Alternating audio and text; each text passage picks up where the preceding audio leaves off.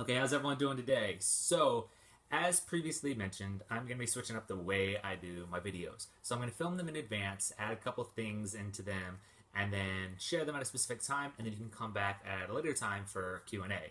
Today in particular, if you come back at 3 p.m. Friday, February 3rd, I'll be doing a live Q&A, answering any questions you have about this video today. So the topic for today's video is omega-3 fish oils. So when we're talking about fish oils, you also have your omega-6s, your omega-7s, and your omega-9s, but we're really going to focus on omega-3 in this video today.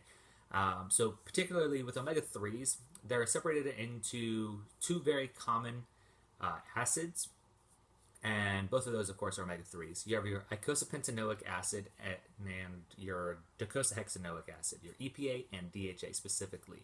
And both of those do something in particular for you.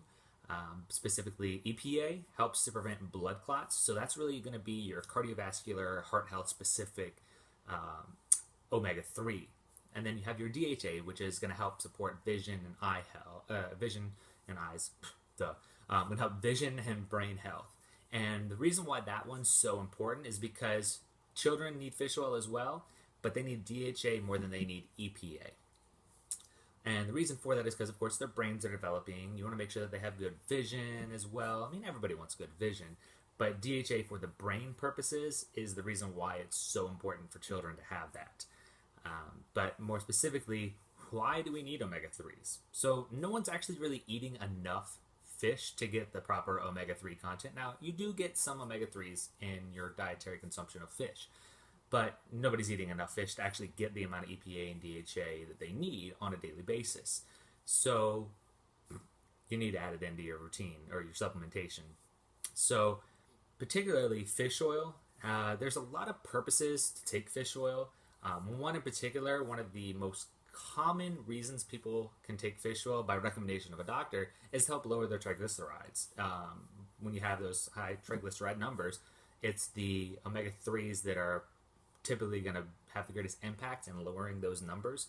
And then you have other benefits, which include lowering your blood pressure, lowering your cholesterol, helping prevent heart disease and stroke. And then you have what I call secondary benefits, where it helps for some people and doesn't help for everyone, but that's for your kidney health, depression, ADHD, Alzheimer's, migraines, epilepsy, PTSD, schizophrenia, and then you get into your body composition goals. So people that want to build muscle, people that want to burn fat, and we're going to cover that today, the muscle part. As far as burning fat, like I said, and you may have seen in other videos, in order to burn fat, you've got to eat fats. So you got to eat the right ones, right? So fish oil being the primary one. I actually was going to show you guys me taking this video, but I messed up a couple times with the video where my video shut down because I didn't have enough memory left, and I had it sitting in a tablespoon and I tossed it back. But this is the fish oil I take. And one thing I like to point out to people is this is going to be backwards for you, but this is your EPA and DHA number right there. And you'll see that it mentions it has 1,500 milligrams of fish oil. But if you rewind the video, but here, I'll show you right here. It actually only has 800 EPA and 500 DHA. Now anybody that can count knows that that's 1,300, not actually 1,500. And that's why it's really important to look at your bottle of fish oil that you have. Because if it says 1,500, there's a very good chance you're not actually getting 1,500. But I mean, you're getting 1,500 of omega-3, just not EPA, DHA content. So you want to look at that. One other thing that's important to note is what's the difference between fish oil, krill oil, and cod liver oil. Cod liver oil and fish oil in particular are very close in their EPA and DHA content, but not many people really like the taste of cod liver oil. Fish oil is going to be a little bit more cost effective, and so of course you're going to go for the more cost effective. If you can get 16 ounces of water from one bottle and 16 ounces of water from another, but this bottle right here, it costs $20 and this bottle costs $10, you're going to go with this one. Why? Because it costs less and it does the same exact thing. Now, the difference is cod liver oil has a higher content of vitamin A and vitamin D, but it's not enough to make a dent in your actual daily needs. So that's where we get into talking about getting yourself a multivitamin. As far as krill oil is concerned, though, I recommend it for those that are looking for the cholesterol benefits of omega-3s. And the reason for that is they are a little bit lower dose of EPA and DHA, but it's the absorbability of those two that makes it so powerful for you. Sorry about that. My camera ended up cutting out on me. So I was talking about krill oil, and there was actually a clinical study done whereby you had two test groups. One group received 1 gram of krill oil a day for 12 weeks, while the other group received 3 grams of fish oil a day for 12 weeks. The krill oil group actually saw their HDLs rise by a relative 43% and their LDLs reduce by a relative 32% in that 12-week time span. Then you have the fish oil group, and they took, like I said, the 3 grams a day, and they only saw their HDLs increase by 4.2%, and they saw their LDLs drop by only 4.5%.